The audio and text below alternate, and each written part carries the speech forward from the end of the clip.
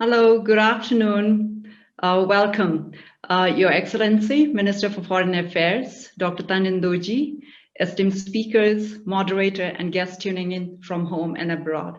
A very good afternoon and Kuzampola. Welcome to the inauguration of the conversation series, Reimagining Bhutan, Building Forward Better Beyond COVID, a collaboration between UNDP and BCMD. On behalf of UNDP and BCMD, I would like to express our heartfelt gratitude to His Majesty, medical professionals, and volunteers in the front lines for keeping us safe. 2020 is a trying year for all. Among many lessons, novel coronavirus teaches us three realities about life that we have been espousing theoretically, but lagging behind in practice.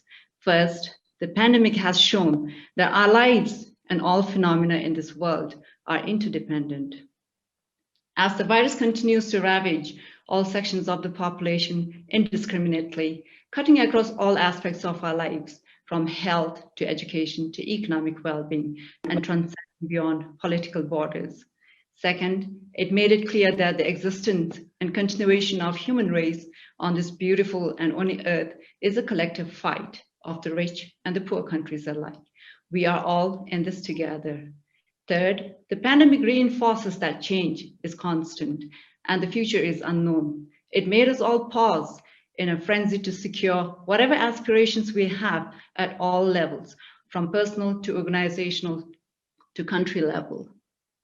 If we are to survive this pandemic and emerge wiser as a country with the goal to build more resilient, green, and sustainable Bhutan, I believe that it should begin with an honest reflection on our current situation and experiences. We need to hit the reset button and steer the country on a developmental path better than the pre-COVID one. With this goal, starting today, BCMD and UNDP is collaborating to host a series of bi-monthly conversations on very pertinent themes ranging from the future of economy and education to anticipatory governance, environment, and social protection. We bring together panels of thought leaders, practitioners, and change makers who have the liberty to ideate freely, reflect critically, and suggest forward-looking ideas. Recommendations stemming from these series of conversations will be compiled and shared with key decision makers to inform policy decisions and shape the course of Bhutan's development beyond COVID. On that note, once again, on behalf of the organizing agencies, I would like to welcome Your Excellency and all the guests tuning into this inaugural session. After this very short inaugural, we will move on to the first series of the conversation on the theme, the future of work, skills, and education. Welcome. Thank you for joining us. I would like to now invite Azusa Koboto, the resident rep of UNDP Bhutan, for her remarks. Kadinche, thank you. Thank you very much, Dr. Chencho. I'd like to join our co-organizer, BCMD, in thanking all of you for tuning in. I'm very grateful to the Honorable Minister for Foreign Affairs, Dr. Tandin Doji, for sharing the recorded message for today's event. While the conversation series is a non-governmental platform, Limpo's encouragement clearly indicates the commitment by the Royal Government of Bhutan to carefully examining the ideas emanating from the conversations. In this regard, I'd like to thank distinguished members of the panel and the moderator for rising to the challenge. Without doubt, 2020 has been an extraordinary year. As the world approaches the grimmest of milestones, where 1 million lives have been lost to the virus, and nearly 30 million people have been infected worldwide, the COVID-19 has been a devastating public health crisis. It has also had profound socioeconomic impact. Human development, which is the combined measure of the world's education, health, and living standards, is on course to decline in 2020 for the first time since the measurement began. With up to 100 million more people being pushed into extreme poverty this year, governments and societies face unprecedented policy, regulatory, and fiscal choices as they act to save lives and set a course for a sustainable recovery. The UN Secretary General called the COVID-19 crisis as a development crisis, whose impact will be felt for many, many years to come. We do not know and perhaps will never know, the true extent of the impact that the crisis would have on our lives, economy, and planet. While the governments and decision makers around the world are busy fighting the pandemic day and night, there is a realization that the choices made today, if made well, could be the tipping points that transform our societies and our planet for the better. Indeed, the response to the global pandemic is generating an unprecedented level of response from policymakers. As an American scientist, Benjamin Bratton has recently put it, we are witnessing the largest experiment in comparative governance we're likely to see in our lifetimes. The virus is the control variable. In addition to thousands of economic policies and response plans that have been announced in the last few months, some governments are seizing this moment to put forward policy measures that signal a more substantial long-term shift towards a new paradigm and explore new possibilities by rethinking economic model, systems for protecting the vulnerable, greening the economy, and leveraging technology and innovation. We in UNDP believe that our support to the COVID-19 response must be designed to help decision makers look beyond recovery towards 2030 and even beyond the Sustainable Development Goals. Such forward-looking response could end an era where 1/3 of all food produced is wasted, while 1 in 10 people goes hungry, where 10 times more is spent on fossil fuel subsidies than on renewable energy. It could transform the lives of those who are out of school, out of work, offline, and off the grid, even before the virus spread. Now the question is, how can we turn adversities into opportunities? How can we use the growing sense of urgency as an impetus to push forward pioneering solutions? As His Majesty has reminded us during the second address to the nation on COVID-19, we in Bhutan must have the courage to overcome all adversities. Let us rise to the occasion so that when we look back at the COVID experience 10 to 20 years from now, we can say with confidence, yes, we have taken full advantage of the crisis to build forward better and stronger. The year 2020 will be remembered for the collective efforts to fight the pandemic and pave historic milestones for the future of Bhutan. So let's start reimagining the future. Now I'd like to request the video message by Honorable Minister for Foreign Affairs to be played on the screen. Thank you, Karinchela. I'm Masuza Kubota, RR UNDP, Executive Director, Bhutan Center for Media and Democracy, and moderator of the panel. I'm Seon Sekpek, distinguished panelists, ladies and gentlemen. I'm delighted to address this first conversation series, Reimagining Bhutan, Building Forward Better Beyond COVID, jointly organized by UNDP and Bhutan Center for Media and Democracy.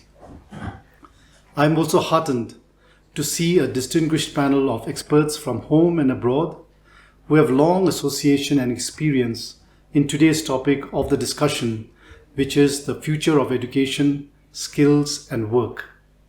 I'm sure the discussion will be enriching, lively, and productive.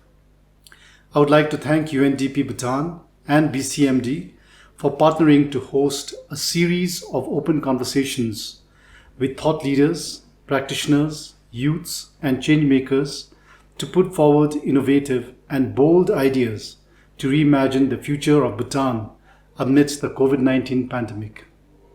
A compilation of suggestions and recommendations coming out of the end of the conversation series would be useful for the Royal Government of Bhutan, to strategize post-COVID plans and measures.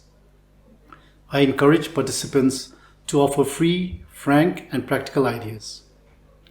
COVID-19 pandemic is perhaps one of the most devastating development disasters to have occurred in history and which continues to impact and wreck the health and economy of almost all countries globally.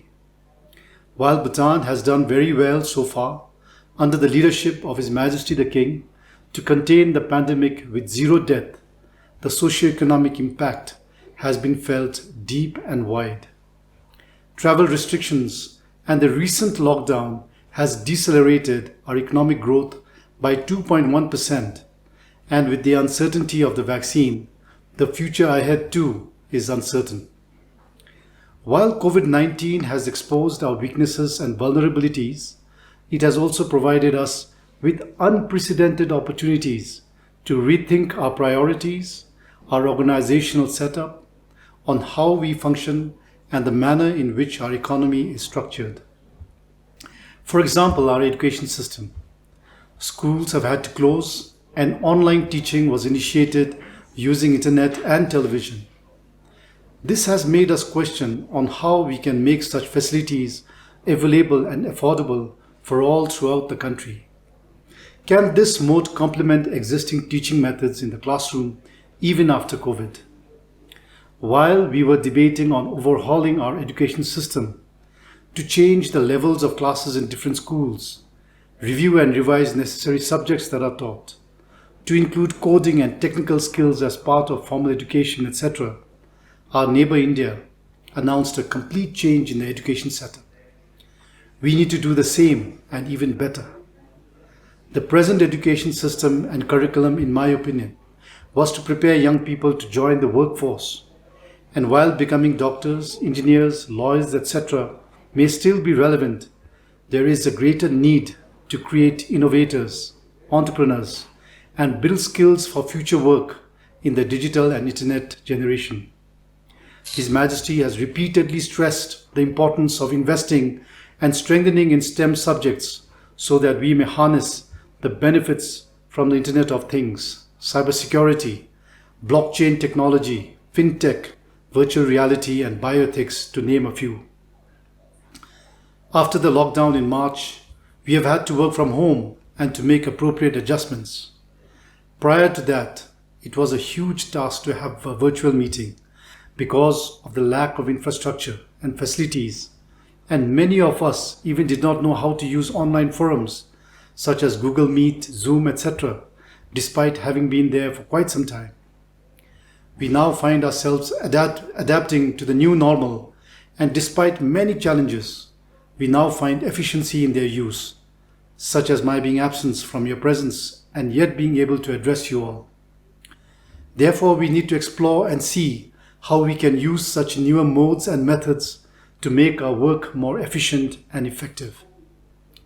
While our health services is under immense pressure, our people are facing the brunt of the varied and unavoidable restrictions imposed. Health interventions and protocols are crucial, but the health of the economy is also important at the same time. As His Majesty commanded, if the economy is left unattended, it could lead to serious future implications such as social disharmony, inequality, and injustices. Therefore, we must take advantage of this crisis to come out stronger. Looking ahead, the Royal Government's mission has been succinctly captured in the Royal Address last week. Our youth, the future of our country, has the opportunity and the responsibility of steering the country out of this development disaster. It is our responsibility to make the youth come forward and start contributing in key sectors such as agriculture, water, and construction. While the importance of these sectors to the economy has always been stressed in our development plans, their priority and criticality amidst this pandemic has become a matter of urgency. We must review our investments in these sectors to address the major obstacles and stark realities faced practically, such as in strengthening post-harvest products, effective marketing, and building reliable, transport and supply chains in the agriculture sector. In the construction industry, urgent focus is needed to build critical skills, create better work environment, and institute attractive pay and allowances along with job security and dignity of labor. In the cabinet, we are discussing on ways in which to create firms with very specific specialists such as plumbers, welders, flooring and roofing, heating and ventilation, etc., so that each part of the construction can be contracted out individually, thereby guaranteeing quality, at the same time having jobs for our youth, rather than the present system of one contractor or tikadar doing all of them. Therefore, we really need to think out of the box and come up with new strategies that will make us better in the post-COVID era. The Royal Government is pleased to see this conversation series taking place at this point when we are finalizing the 21st Century Economic Roadmap. The first topic of the series, the future of education, skills and works, focusing on skill sets, is most relevant. As we all are aware, the problem in Bhutan so far has been the mismatch between the skill sets and the employment market. Therefore, it is important to look at the role of education in nurturing required skill sets and how we can tap into the COVID crisis to bring anticipated transformation.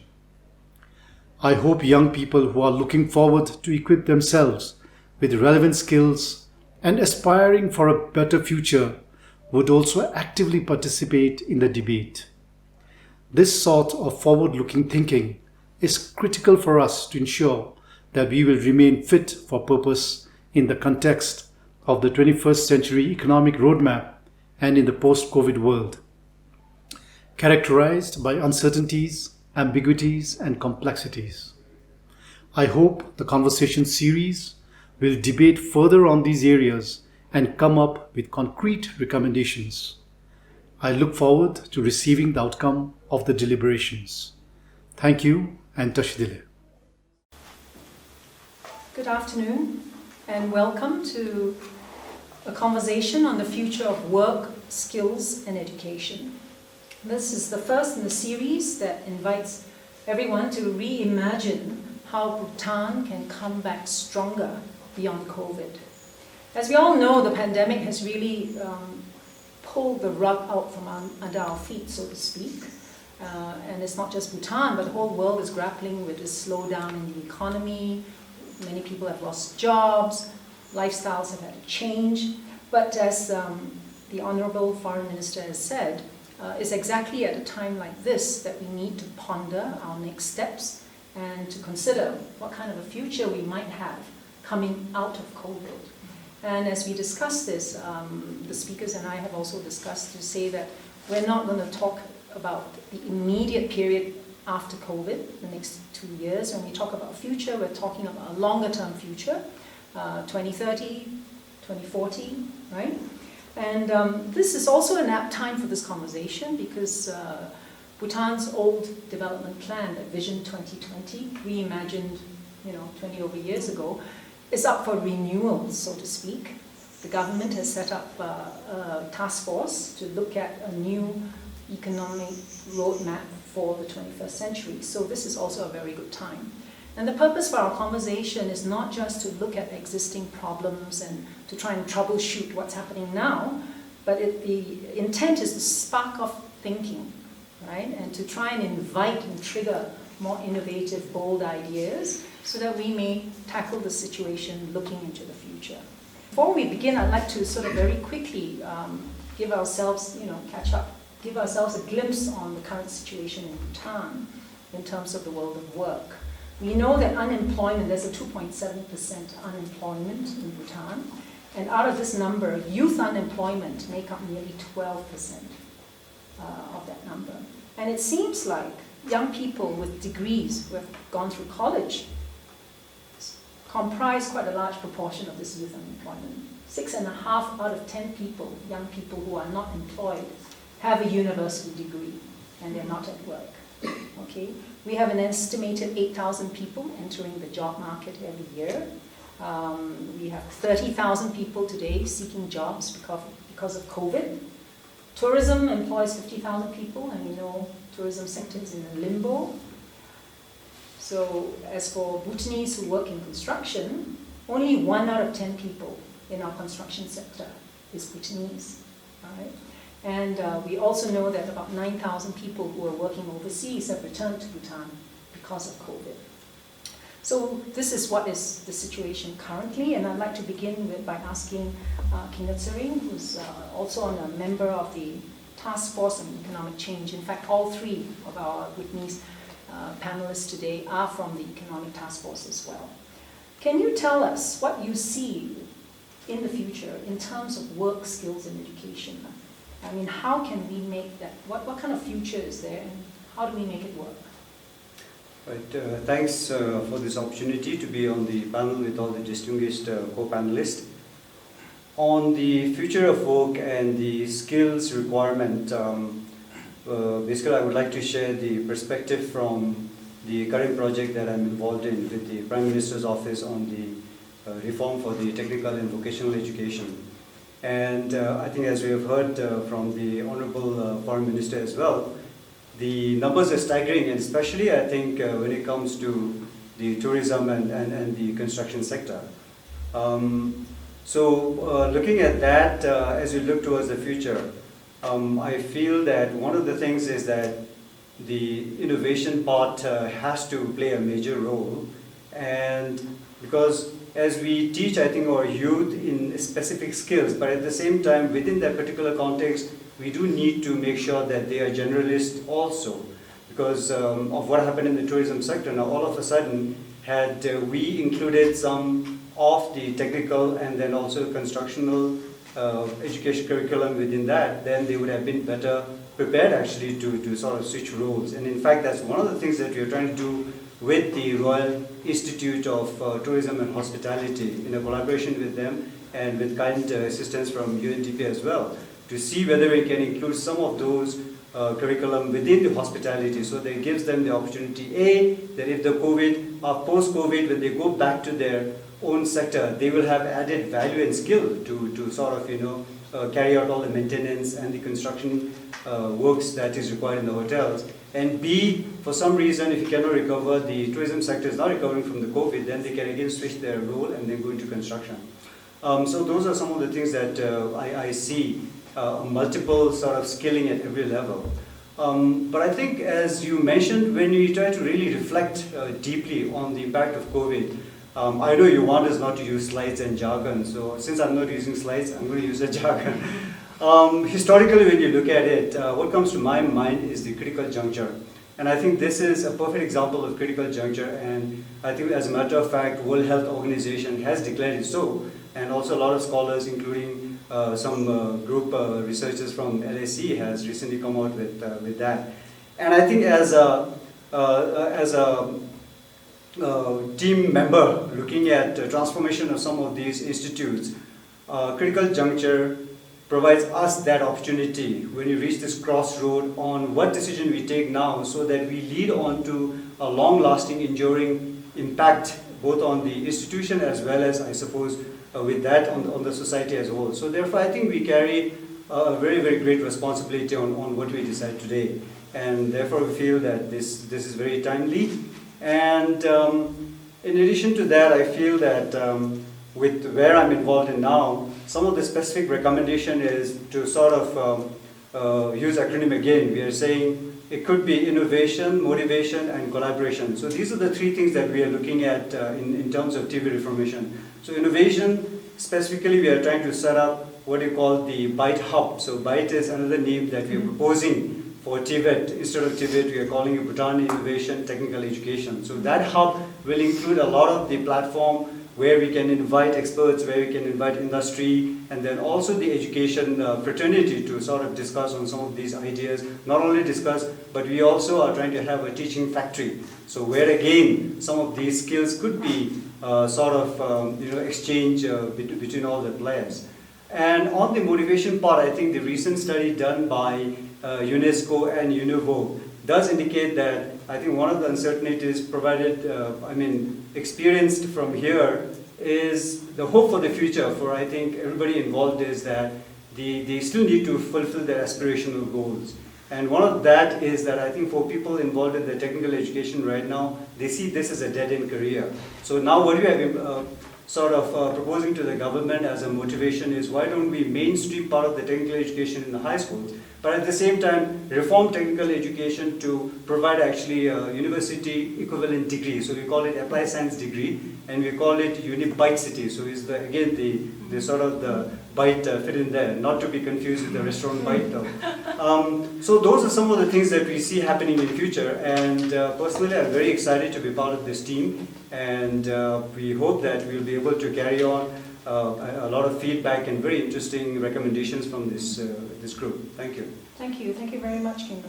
Sounds like a lot of things is happening in your project to try and innovate as well, but we'd like to listen to the other speakers first before we have a more general conversation.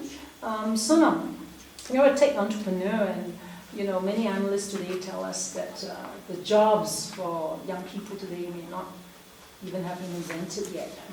All right, tell us, can you describe what opportunities you see in the future of work, skills, and education, and what can you do about it to get there? Sure. Yeah, I think it's very important that we're having this discussion right now. I think for a long period of time we were made to feel like the status quo in Bhutan is unshakable. Any new idea of reorganizing society, of earning or working is made to feel impractical or outlandish. But this pandemic has proven that with enough pressure, with sufficient pressure and imagination, pretty much everything is up for being rethought. So if you think about the education system, the money supply, the way we work, everything is being disrupted. And I'm going to speak more from a technological standpoint given my experience, but this is something that I have been speaking and pushing about even before the COVID crisis. The first thing that we have to remember is that this pandemic has really revealed how interconnected we are with the rest of the world.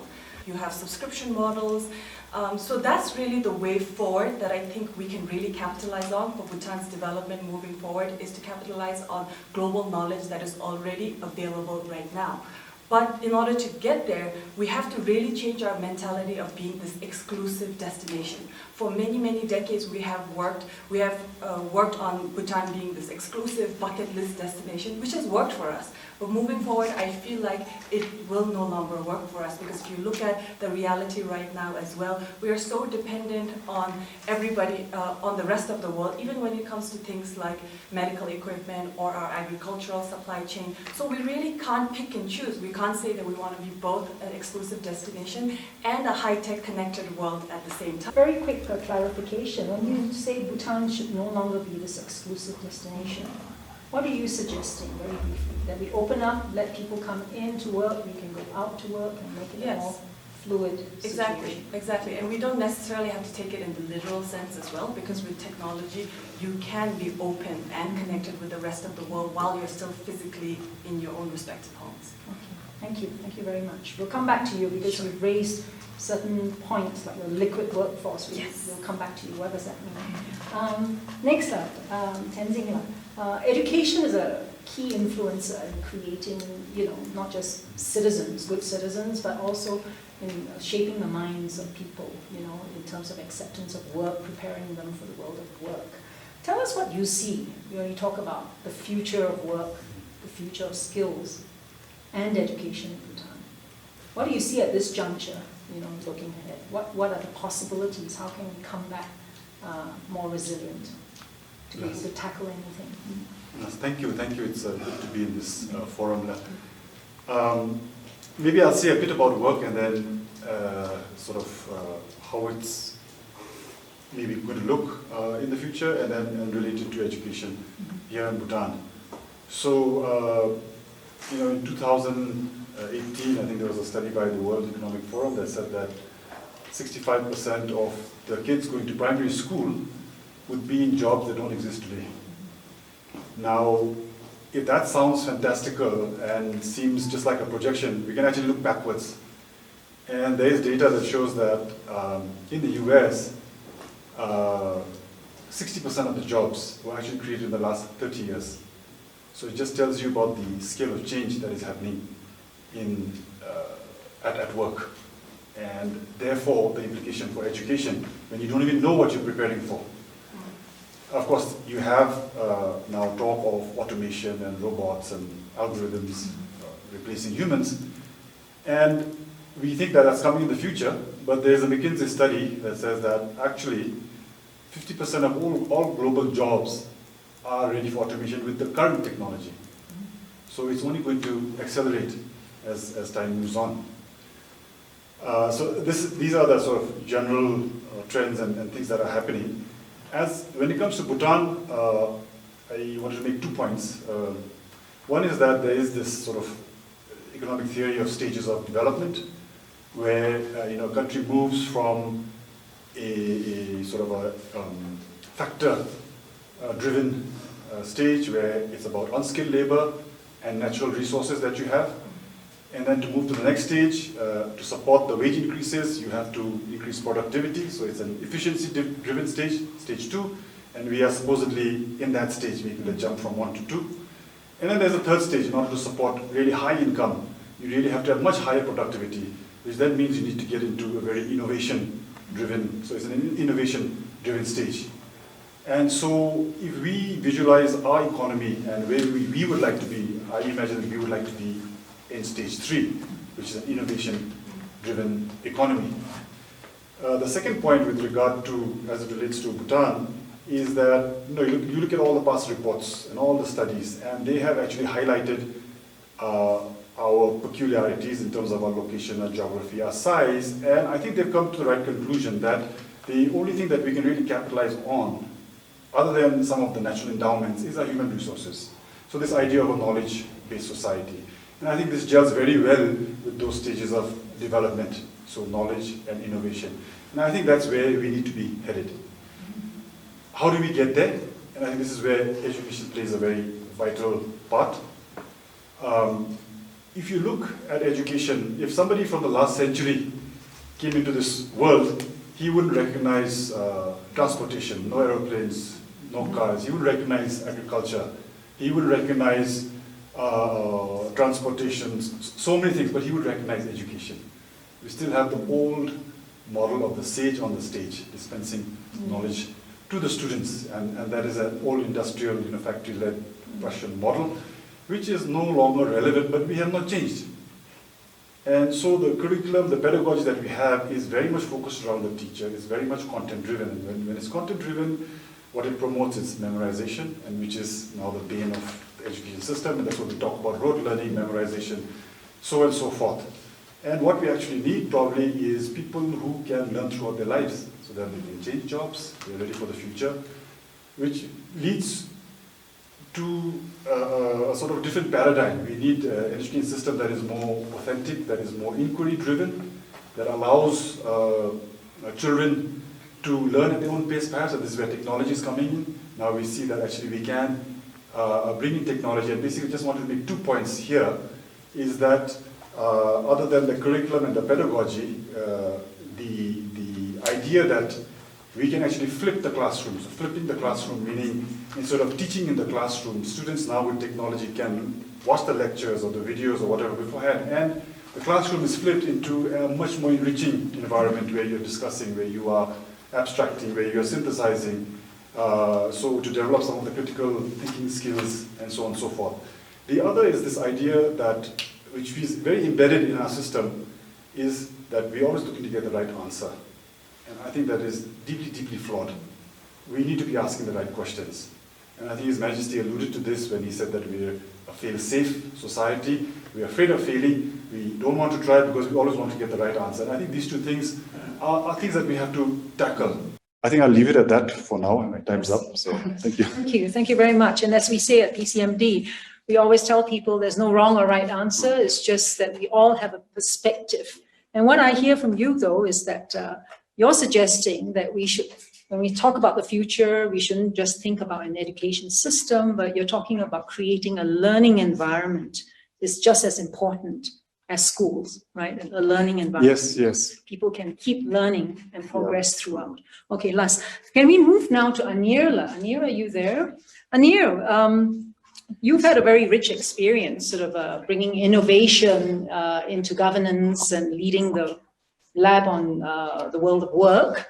What can Bhutan learn from what is happening in Bangladesh? Kindly share with us. Thank you, Pek. Let me share my screen, if I may.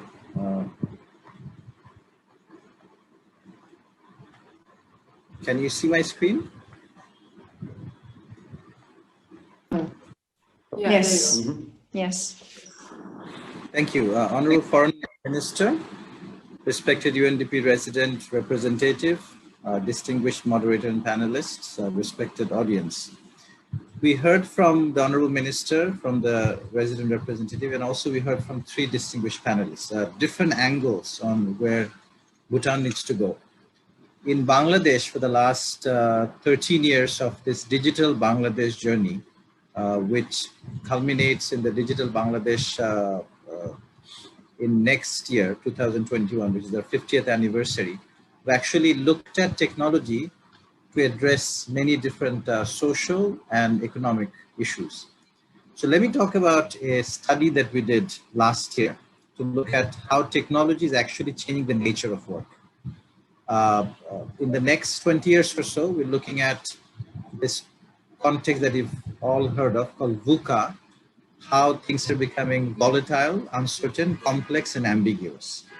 So we studied 5 of our largest sectors in manufacturing, ready-made garments and textiles, furniture, agro-processing, leather, and tourism and hospitality. Many of these are actually relevant to Bhutan as well.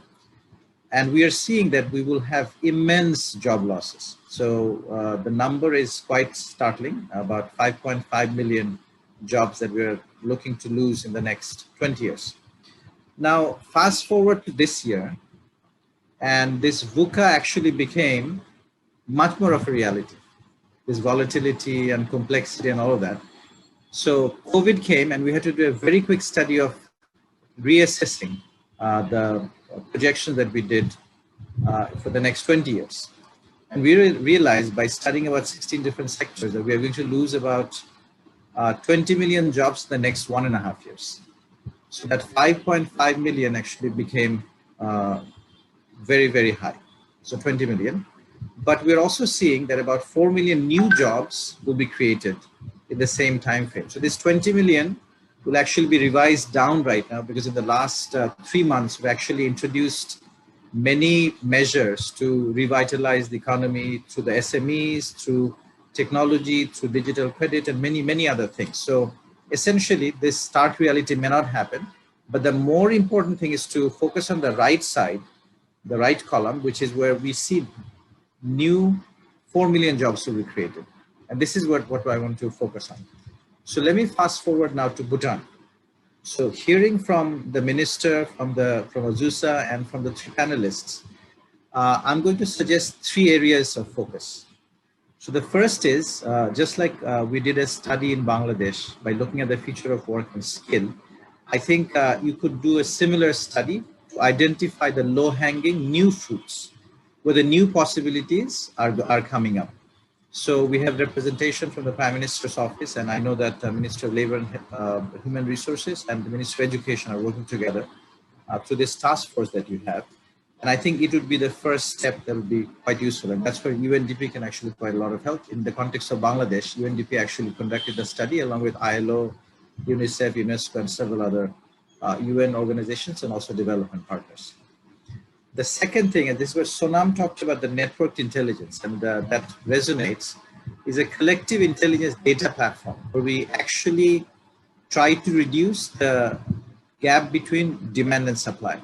Right now, because of the very quick paradigm shift that we are seeing, first because of digitization, but even more rapidly because of COVID, this gap is widening. So the shift is happening much more quickly. The VUCA concept is actually happening as we speak. So this collective intelligence data platform that we're putting together in Bangladesh, I think would be quite useful in the context of Bhutan. And the third thing I'd like to emphasize is a public-private partnership planning for TVET reform. In Bangladesh, what we have seen is that we are producing skills that are no longer necessary for the market. Even today, and let alone tomorrow. So tomorrow they actually will not be required. Many of the skills actually that we need don't even exist today. So I think that's the kind of reform that we need, but that's where we need unprecedented public-private partnership. And that's what we have set up to the Future of Work Lab in Bangladesh. In the context of Bhutan, the few areas that I'd like to suggest based on the short study that I have done is agriculture, supply chain, and e-commerce. That's where technology can play a major role in revitalizing agriculture. Telehealth has emerged in Bangladesh, a major revenue earner, because patients are not able to visit facilities, and that's where the doctors are willing to provide support over phones and internet. So the same thing could happen in Bhutan as well. Cottage and small industries, we're looking at digital credit and digital marketing. Similar things could happen in the context of Bhutan as well. Integration of returnee workers. So in Bangladesh, we're seeing tens of thousands of workers returning, and by the end of the year, we may have up to 500,000 workers returning. And the concept of recognition of prior learning. So what they have learned in the 5 or 10 years that they actually worked in different countries, recognizing that and giving them certificates would be one quick way to do TVET reform. And mainstreaming is something that you already mentioned, very, very critical. Also, not just mainstreaming into education sectors, but also upgrading the status of TVET. In Bangladesh, TVET is seen as second-class education. So upgrading that status, giving it a rebranding, I think will be very useful. So this is where I'd like to end with the Future of Work Lab that we set up just a couple of months ago, inaugurated by Kani Vignaraja, the Regional Director of Asia Pacific Regional Bureau. I'd like to just point out 3 things here. Focus on data, focus on experimentation, and focus on getting feedback, because you will have to do a little bit of experimentation to know where the world is going and how you will create new skills for the new job market. So I won't go deep into this because of lack of time, but this is a Future of Work Lab that is supporting Bangladesh government right now, but also it's designed to support governments of the region. Thank you very much. Thank you. Thank you very much, Anir. Listening to your presentation makes us realize that we're so much smaller. You know, they have 500,000, 500,000 returnees that you want to integrate into your workforce. We have 9,000. So I guess it should be doable, but we're going to come into this space of a conversation. I was wondering if any of our speakers, having listened to one another, have you any, would you like to seek clarification or comment on one another's presentation? Because what Anir has said is 3 things he recommends. Run experiments. I don't know if we've done enough of that. I know that get feedback. We're doing that right now, and I know your economic task force is doing a lot of it. And use data. You know, any comments of your presentation or anything you'd like to bring to the table? If I could connect a few of the dots here. Yeah. Sonam talked about a liquid workforce and hiring only when you need the skill. And he talked about TVET and some of the skilling, and I think Inga related to this too. And I just wanted to extend this idea of, as you look ahead, I think when we talk about skills, there's this big debate about skills in education, but if you just look at the skills part, I think increasingly what we need to adapt, say, from the education side is that there are going to be very specific skills which are very marketable and for which people only need that. They just want a web developed or cybersecurity or something. So this idea of now catering for that kind of a market, and you have this idea of micro-credentials. So rather than sitting for a whole degree and coming up with a bachelor's in IT or something, you have these very specific needs which are what the market wants. And then which, if you can make it stackable and then lead to something later on, I think that might be a way in which we go in the future in terms of the skills that are required in the market. So, what do you think, Inga? Is that doable? I mean, I think one question that is often raised is, in our education system in Bhutan, are we just preparing students with what we perceive to be the important skills that they need? So we are like driving them. It's not really demand driven. What is your response to this suggestion? That's true. I think as Tenzo was mentioning, one space that we see where there could be some flexibility in this whole spectrum of education institution is in the technical and vocational side. Just this morning, the Minister for Education was actually hosting a large meeting rather, to sort of define the pathways for education. And I think a lot of interesting comments and feedback. And the whole notion of actually the education by virtue of the size, you are looking at almost, I mean, even by Bhutan's, we're fairly small, and then looking at 170,000 of kids in the school system. So I think there's almost this hesitancy of tweaking anything.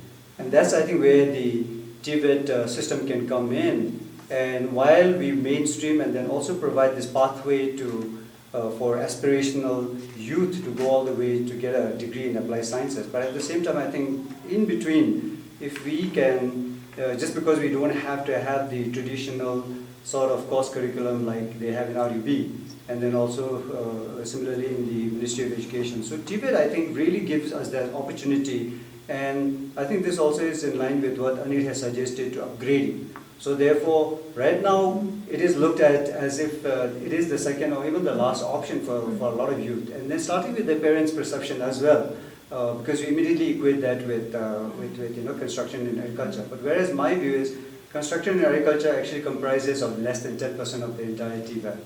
On the other hand, I think 90% of the kids are doing fine. Only thing is they are graduating from class 12, not going to college, a lot of them, but they're still getting jobs. So I think we have to have that flexible approach in terms of, even to the extent where now, probably next time, we may have to take the vocational centers and the lessons to the village centers, to the remote areas, rather than expecting people to come to a center mega campus. And I think, as the earlier speakers have shared, one of the things I was suggesting that time, as a critical juncture, one of the decisions that we have to make with the limited resources, because where do we allocate them now? So I call it C or D infrastructure. So one is civil infrastructure, or the other one is digital infrastructure. You can't have it both, because I think we always, sometimes our approach to middle path is actually, this is something what may not work now. So we have to really make a decision and say, let's forget about the infrastructure and civil works, build mega campuses, buildings, but rather focus a lot on the digital, and then buy a learning management system, buy this platform which can track down every lesson for these kids. And then just the other day I was sharing with Sonam, one of the entrepreneurs in online management system, Baiju.com, has become the first youngest billionaire in India. And I just met him 2 years ago in US, and that time he was just seeking fund from Facebook. And so therefore I feel that, I agree, I think this has to be very flexible, so which means with the limited amount of human capital we have, with the limited amount of knowledge, we are not going to get that done. So which the answer, I suppose, is digital, and then the innovative ideas that we Thank you. I think you both have raised, all of you actually, I think this whole thing about attitudes is one thing. Anir says TVET, right, vocational education is always considered second class. And you brought up the idea that there is a mismatch, and only because of attitudes. Now, our cultural outlook, we come from a farming background, we think that, when my kid goes to school, they should not be laboring in the fields, construction, blue collar. What can we do to address these attitudes? Because I think these cultural attitudes is something we must bring into the room now. I think technology is great, everything is there, but we've been talking about this mismatch for the last 20 years, and we've not been able to deal with it. How can we change the mindsets of people to understand that the future of work, doesn't matter what it is, this is what we need? I think that maybe we can discuss this a little bit. How do we shift that? Because we are an oral society, number two. We love to meet and play archery and get together. This new world where everybody sits behind a screen, I don't know. How do we bridge those challenges? Anyone? Sure. Sonam, you and then Anir, yes. Yeah, so before that, I just want to touch on what we were talking earlier about lifelong learning. So I feel like in Bhutan, when we talk about the future of education, the buck stops at online learning or online education. Whereas really the reality will be continuous education. A few months ago, Google announced that they would be hosting the Google University. So they'll be offering courses that are at a tenth of a price or even lower than what the universities are offering. And in fact, they were bold enough to claim that universities, because of COVID, are becoming the world's most expensive streaming services. And saying that this math of going to school for 4 years and then working for 40 years just doesn't work anymore. It's not going from A to B, it's more about going from A to A prime or A subprime. So this idea of working for 5 years, going back to school for 6 months, and again, repeating that throughout your lifetime. And I think that kind of fits in with the context of this dystopian technological revolution that we're talking about as well. We're saying that AI is going to replace a lot of the jobs. And in fact, during this crisis, emerging technologies have increased adoption all over the world as well. You see that in the blockchain space with a lot of people investing in stable coins and a lot of people going into like decentralized technology as well. So I think in a way we are forced to change our mindset, and then coming to your question about how do we inculcate that in our culture as well. You see that right now when kids are being homeschooled, or kids are taking their classes online. Parents are slowly realizing that school is no longer a place that you can just warehouse your kids and then have absolutely no participation in their education or their learning. But that mindset is changing now because parents realize now how important it is to be 100% attentive, 100% engaged with the kids as they are absorbing all of this knowledge from the platforms online. And I think the main distinction that we have to make is up until now, we were forced to think about workforce or even education in terms of optimizing efficiency and productivity. But COVID has really shaken up the status quo and said that now it's no longer about that. It's more about sustainability, about resilience, about being inclusive and really simplifying what's out there, because you're not going to school now to absorb information anymore. You're going there to make sense of that information that's already out there. So I think in a way, whether we like it or not, that mindset shift is happening. But how sticky it would be at the end of this crisis, I feel like that would be the bigger question that we would have to address. Is this mindset shift happening, Evelyn? What do you think? Are young people more, able to overcome, their parents' traditional views like construction, no, this one, no, only go to civil service, white collar? I think it's in times like these that we have to change and shift our mindset.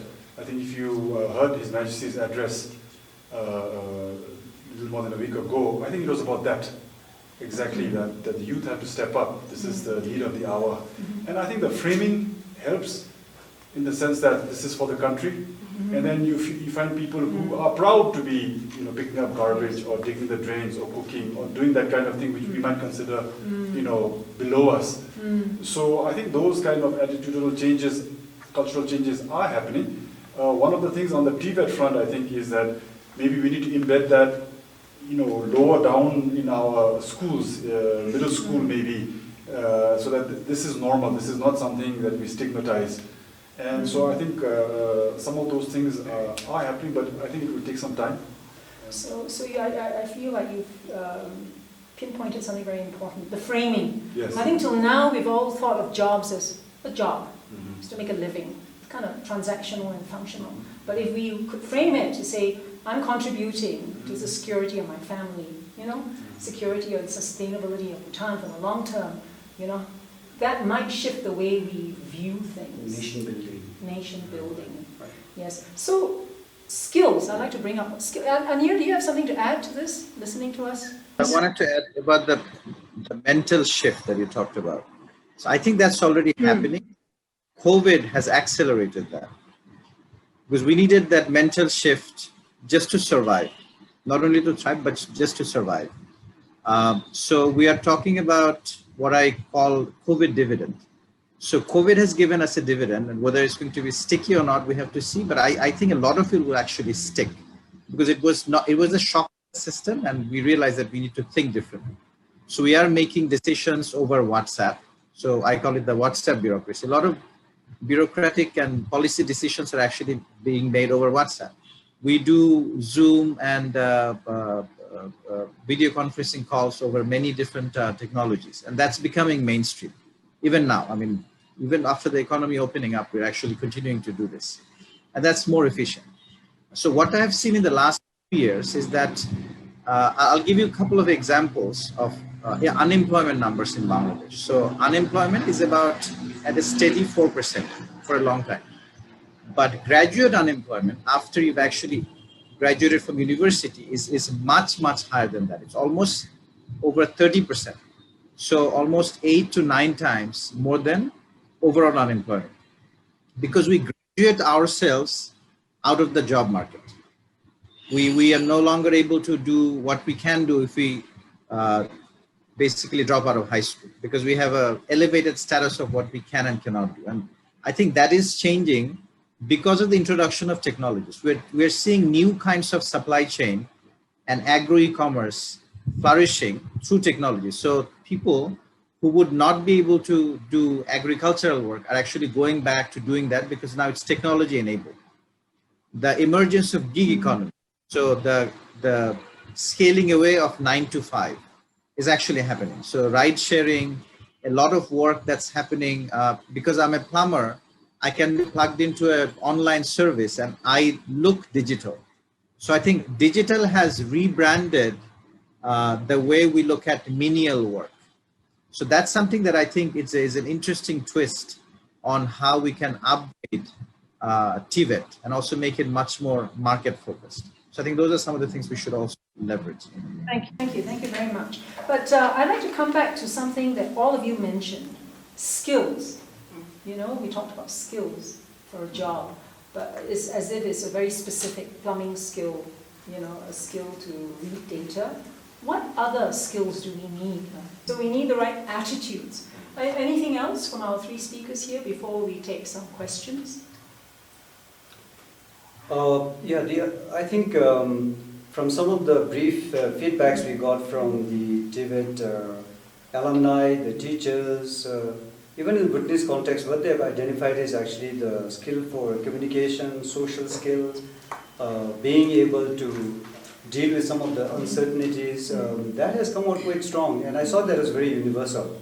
So again, I think no matter in what context you are teaching somebody a particular skill, but at the same time you have to give him that space to learn these other things too, right? So it's not just plumbing, it's not just electrical, but you also have to teach him how to communicate well so that he can survive and actually he can pitch his ideas and get a good job. And I think this is one of the mismatches we are having now. Even if there are willing group of Bhutanese kids, the private sector, anybody who is doing his house construction right now is not ready to hire them because they are not able to effectively convince him or her that, you know, look, we can get the job done. So I think that's very important.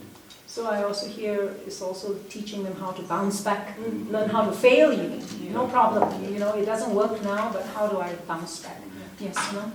In tech, we have this term called the creative class. And it's really the group of people who are at the top of the food chain. And the way you define a creative class is somebody whose job will not be disrupted when AI and machine learning come into the picture.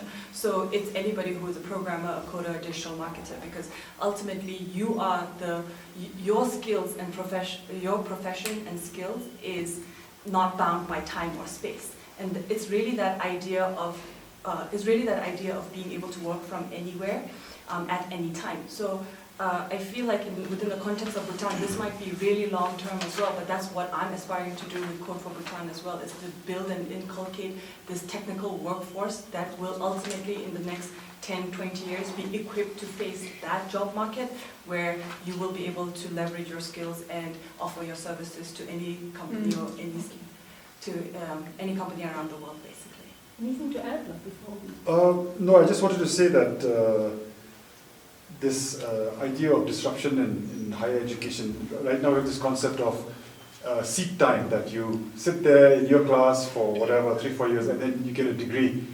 And I think that's been disrupted, like Sonam said, with like Google now coming in, and it's very much personalized individual, you do it on your own time, and then you have a certain competency, and it's more output-based. System seems to be very input-based, of you come in and you spend that time.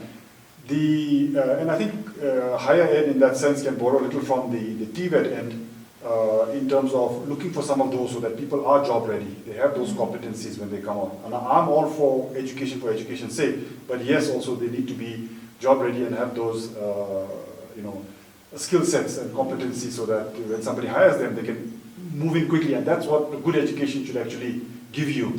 And then move from job to job. I mean, typically, even now, pre-COVID, people are switching jobs. I think in the US, the statistics is in a career, people would have done, I don't know, call it careers, but tours of duty in 12 different areas. And now it's going to only accelerate. So you might be moving every year. So you have to have that flexibility to learn and be nimble and adaptive. So I guess that's what it means to be adaptive, innovative, think out of the box, be creative. We no longer have jobs where we finish school, join the civil service, build a career there to now retire, right? Okay, we have time for some questions. Are there any questions? So we have a couple of questions coming in. I'll read out two for now. The first one is from the Permanent Mission of Bhutan to the United Nations. And it says, discussions on building for better beyond Bhutan appears to be skewed more on the issues of unemployment and lack of construction workers. How about canvassing the idea on a more wider, holistic, nationalistic narratives? The second question is, what are some of the signals of change that you see or anticipate that would drive the future of work in Bhutan? As I also alluded to that time, yes, the need of the hour is construction and agriculture. I mean, just simply because of the fact how our economy is structured. But at the same time, if you go by data, as I was saying, 90 to even pretty much more than that are not in the construction sector. So I think some of the plans that we are looking at widening the TVET scope will be, in addition to construction, so many other things, including, because as a matter of fact, one of the vibrant things in the TVET sectors is that there are more than 100 private sector training institutes, and that's really amazing. And one thing that I see very fascinating about them is they don't have mega campuses, they don't have like structured curriculum, but in some ways we always think they are just there for the time being. But now it makes more sense, because if the need of the hour is there, then they quickly come out and then start training people. Then after that, then they pack up their bag and then just wait for the next wave of demand on skills. So I just wanted to clarify that it's not just construction. Yes, this is the most urgent thing right now, but all the other skills are also being used. I'm not sure I quite understand the question, but it's not just about employment and construction. Canvassing along the lines of national narratives. What is our national narrative? I guess one strong narrative is our forefathers were all farmers, they worked very hard, to bring us here. Right? So the farming has that, self-sufficiency, yes, right, is there. What is this narrative that we need to now, put out there to tell the story of the purpose of Bhutan, the purpose, why are we working, what is the whole purpose of work and education? How do we prepare ourselves to be more meaningfully engaged? So what I heard earlier was that maybe it is about contributing to Bhutan's sovereignty, independence, sustainability. Can we maybe create more stronger links? I don't know. Anir, do you? Yeah, I mean, what I was wondering, and again, the question is a bit abstract, but it's one of the happiest nations in the world, right? The national happiness index, that we coined that term. So it's not only contributing to meaning in Bhutan. So socioeconomic progress is obviously one thing, but I think contributing meaning to your life, Bhutan can contribute that to the rest of the world. I mean, I won't name countries right now, but there are countries that are suffering, and there are countries that are saying, what is the meaning of existence? Large countries, developed countries, right? So what is Bhutan's secret? And maybe that's something that you could also tell the world. What happened. So I think that is also the meaning of education, work, and all of that, right? Finding meaning. Maybe my answer is as abstract as the question. No, but I it's think important. it's really significant right now. I think right now in the pandemic, we're all like looking for an answer. What's the right answer? Where's the cure? Yes. Where's my job? Absolutely. But to take it into the future, whoever asked the question is like, we do need to figure out what is that future that we want. What is the whole purpose?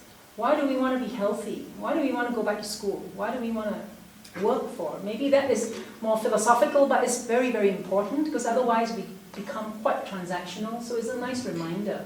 You know, what's the whole purpose of having so many skills and being, you know, a good techie? I don't know. But maybe we have to bring these questions back. It's like for many of us, we need a vision.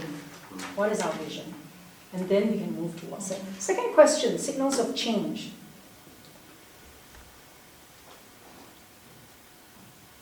That you anticipate. Is that correct, Siri? I actually did not. Yes. What are the signals of change? If I may, like, Yes. combining the two questions, I feel like there's a big psychological drama that's being played out right now.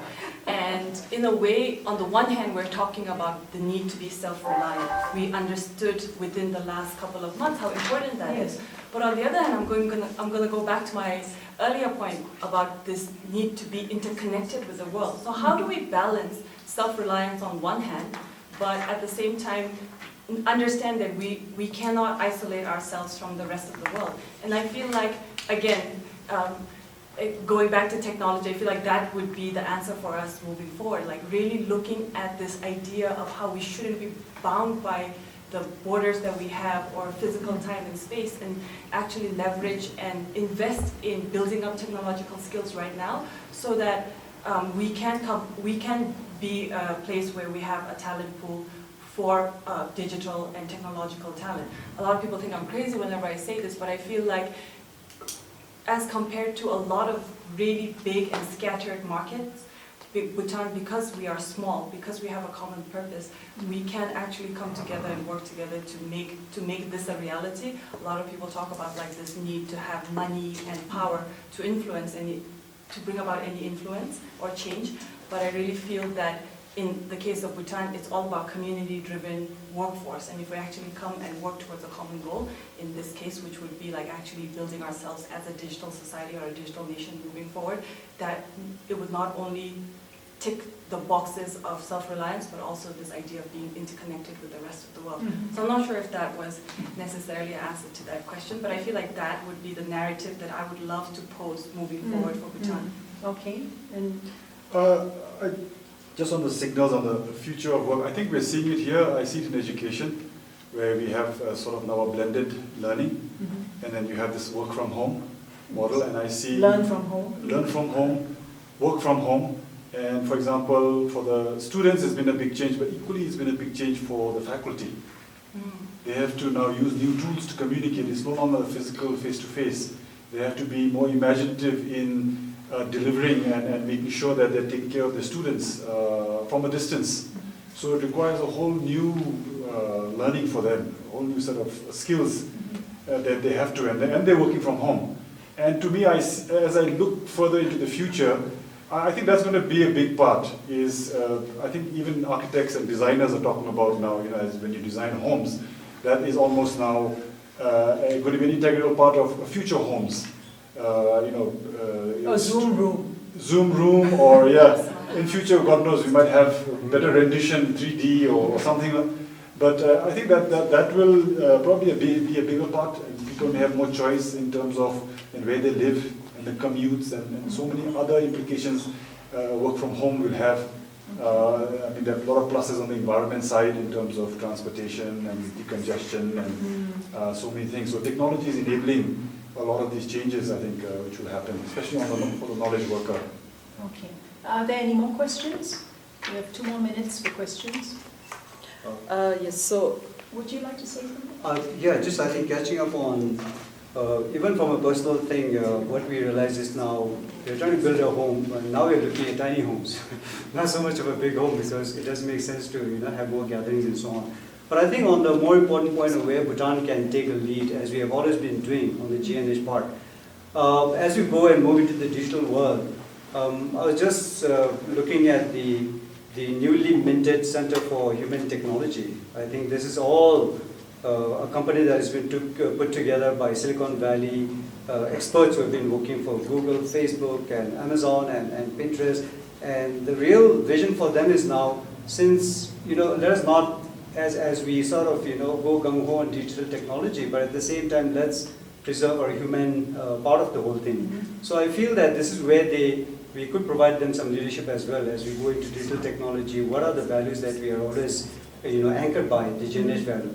The other point is, I think, as Anil was sharing, is also even in the economic accounting, we were just discussing among ourselves, the GDP has been so predominant, and now when we're talking about GNH, we don't have a GNH accounting. So how about actually requesting the appropriate research centers like CBS to include GNH accounting?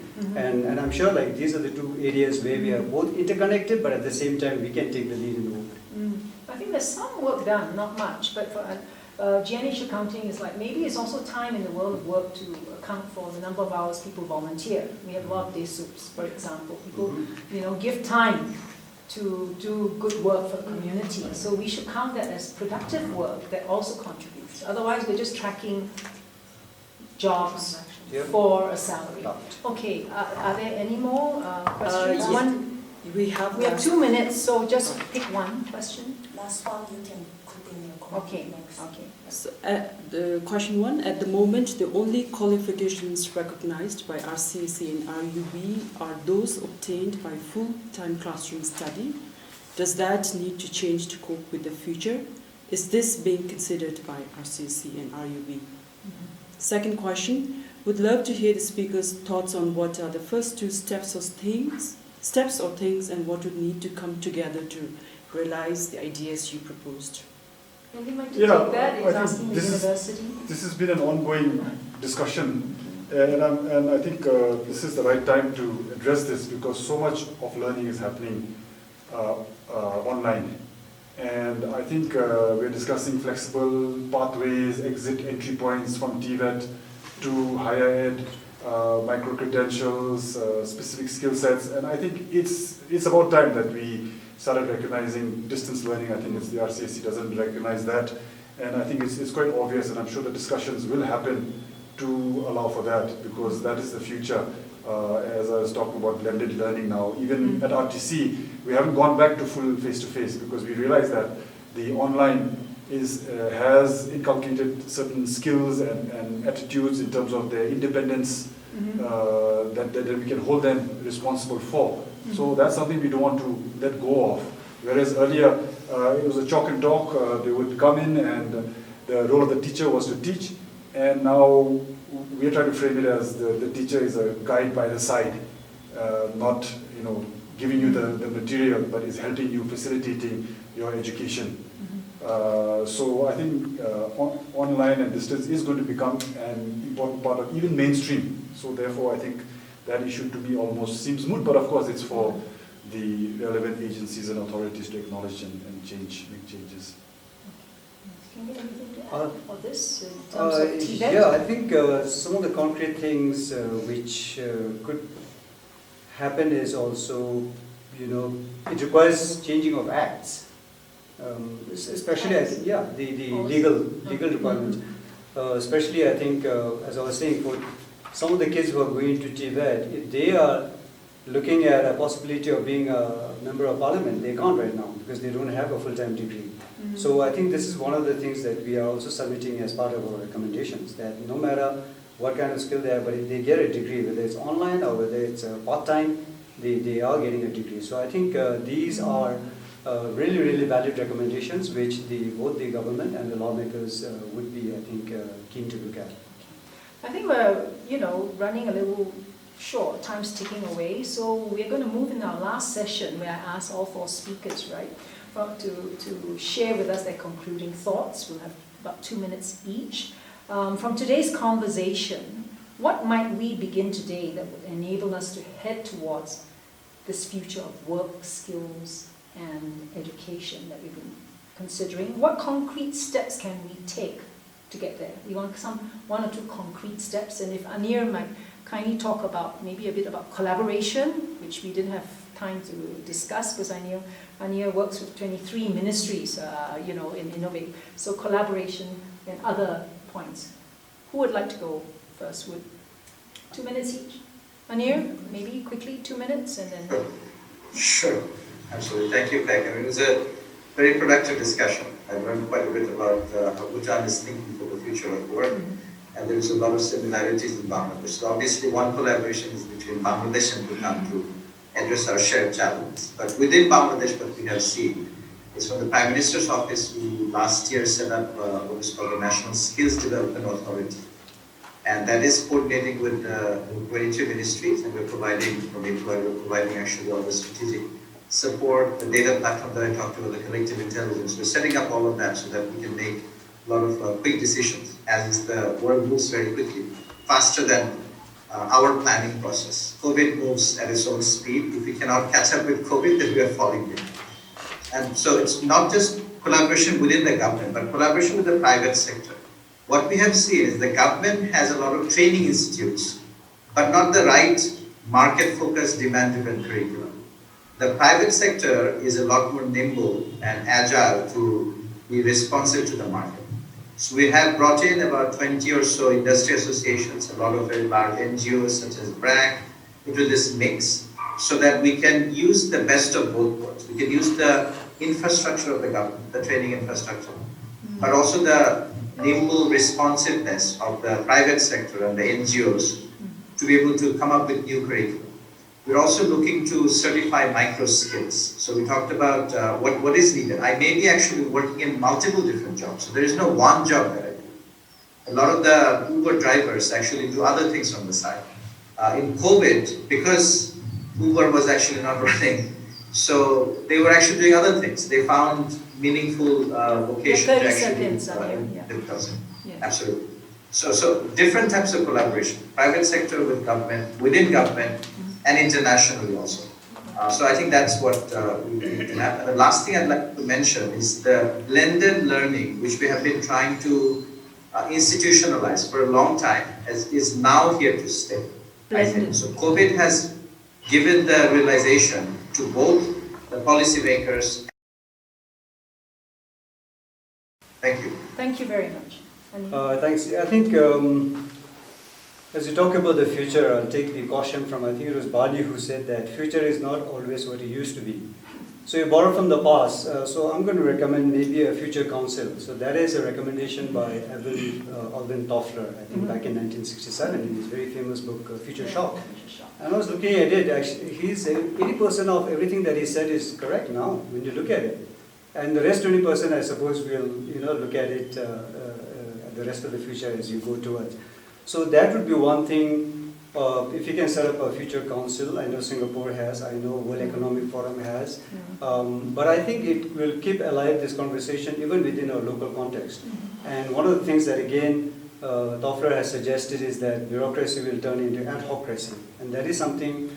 Did it happen in other countries? Probably yes. Is it going to happen in Bhutan? Maybe yes. So that would be my single recommendation, that if you can set up a future council at every level. Thank you. Sanam?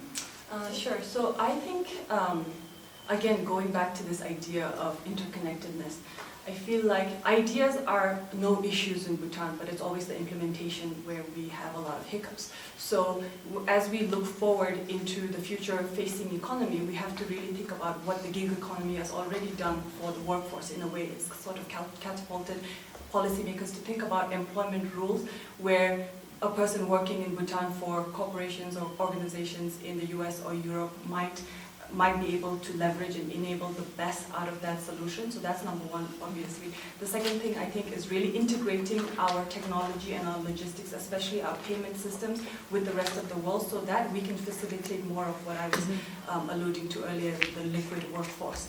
The second, and then the third thing being really investing in human capital, especially from a technological work skill point of view. I feel like those things are super important, and we may not see the fruit of this tomorrow or day after, but it is something that will inevitably be beneficial for us in the long term. And if I can add one more thing, especially to all my peers who are watching, the young people who feel very devastated with this whole situation right now, I want us all to understand that we have not been singled out with this crisis. We may be victims, but we were never targets. The only thing that we can for sure know moving forward is to be taken regularly, wholly by surprise. And I feel like how we act right now is a mirror to our weakness and our strengths, but it will also test our principles and our shared humanity. So His Majesty the King is risking his life every single day just for the sake of defending us. But are we deserving of this defending? At this moment, I honestly don't think most of us are. So at the end of this crisis, no matter, we don't know when it's going to be, but if we just feel virtuous because we stayed home and did nothing and delegated all our tasks to our frontliners and to our king, I feel like even though we would have prevented the most dangerous outcome of the pandemic, we would have jeopardized our own future and our own society in the process. So I would like to ask, especially the young people, to step up in this occasion and work together and really think about how we can be integrated with the global workforce. Yeah, two quick thoughts. I think just reflecting on the current situation of the pandemic, I think other than the economic sector, the other sector that has been most deeply impacted is education. And we know for a fact that children's development begins very early. And in fact, I think about 80-90% of a child's brain development is done by age 6 or 7. So losing that time, I think, is very harmful. And so to me, whenever one of my big worries about the current situation is what can we do to get education back up, especially for PP up to the 8th grade. And I was thinking about this, and we talk about technology and blended learning and all of that. And one thing I think that at least we could try maybe is there was this idea for one laptop per child, which was there I think about a decade ago. And I can't see why we can't do that. I did a quick back of the envelope calculation. Maybe we need about $1 billion and a half, depending on what age we give it from and what kind of tablet or laptop we're doing. But I think this may keep coming back, these kinds of disruptions, and we don't know how long it's going to last. So I think that's one thing I think that we could probably do that might help. The other is that, when I think about when we take students in college and then what we can or cannot do in 3 years, I'm always sort of complaining in some ways about we're trying to do 12 years of this kind of education. And to me, of course, and most people know this, is that the earlier you intervene, the higher returns. So early child care, especially for cognitive development, very, very important. And I think if we can have a kind of a recognizing that and realizing that that is one area where we're very weak in Bhutan. But if we can have a concerted effort in terms of a nationwide rollout of ECCDs, community ECCDs all across, where you can have good stimulation, nurturing, and also maybe some parenting, which I think is an issue, we can avert a lot of the later on issues which show up in the young people. There is a direct correlation between early childhood care and future life outcomes, and I think that is something that we, the earlier we can act, I think the better it will be for our children. Thank you. Thank you. Thank you very much. So time's almost up, and I feel very privileged to have been able to share and speak with all of you here. I really want to thank our speakers, Ania Chowdhury, Tsering, Sonam, and Tenzing Yuntin.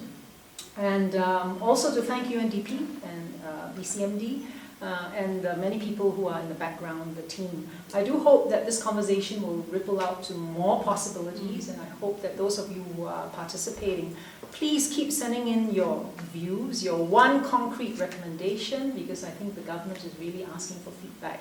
Please send it to UNDP and BCMD. Thank you very much, and over to Tencho for the closing.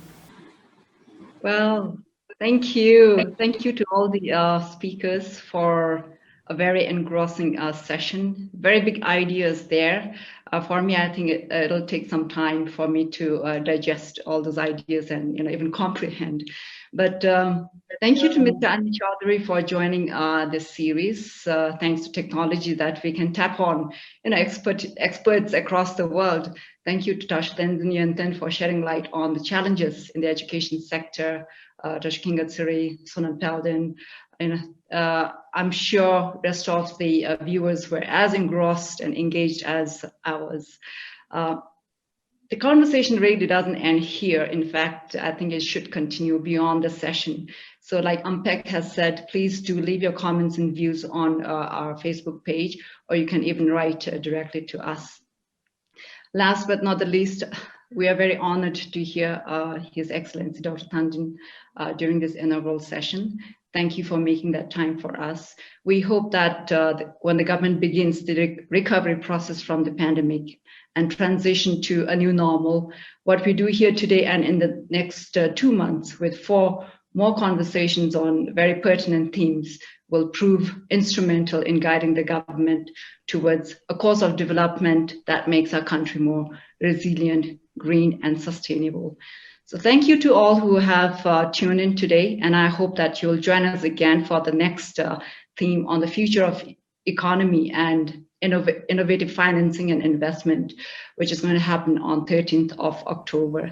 So please do check out our Facebook pages, UNDP and BCMD's Facebook pages for update. Thank you so much, Khadija, and stay safe.